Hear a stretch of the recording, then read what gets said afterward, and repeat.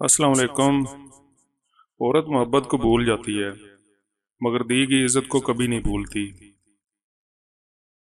औरत को बस प्यार वाली जुबान समझ आती है।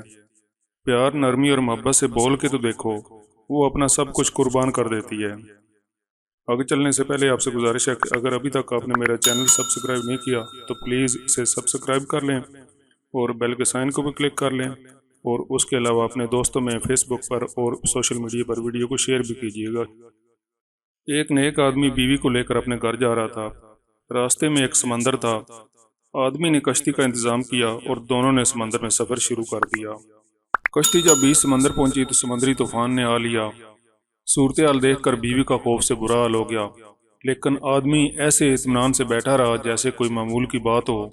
बीवी को बड़ी हैरत हुई कि इसका खामंद इत्मीनान से बैठा हुआ है। वो चिल्ला उठी कि आपको नजर नहीं आ रहा, तूफान कश्ती को डुबोने लगा है, हमारी मौत सामने है और आप इत्मीनान से बैठे हैं। ये सुनकर खामन ने अपनी तलवार म्यान से निकाली और बीवी की शहर अग पर रख दी।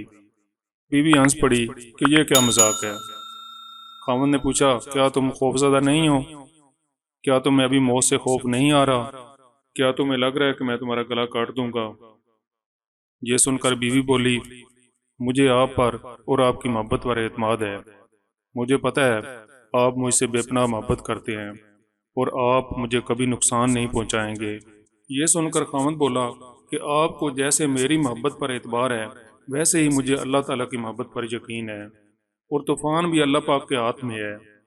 वो चाहे तो कश्ती को डूबने से कोई नहीं रोक सकता, और अगर वो चाहे तो कश्ती को डूबने से बचा ले। अल्लाह जो भी करेगा वो हमारे हक में बेहतर ही होगा। हज़रत आयशा रज़ी अल्लाह तआला अन्हा फरमाती हैं कि रसूल अल्लाह सल्लल्लाहु अलैहि वसल्लम ने इरशाद फरमाया है कि जिन औरतों में ये निशानियाँ हों वो बहुत ही बाबरकत होती हैं। नंबर 1, इसकी तरफ रिश्ता भेजने और रिश्ता मंजूर होने में आसानी हो। नंबर 2, इसका हक महर आसान हो, यानी बहुत ज़्यादा पेचीदा ना हो।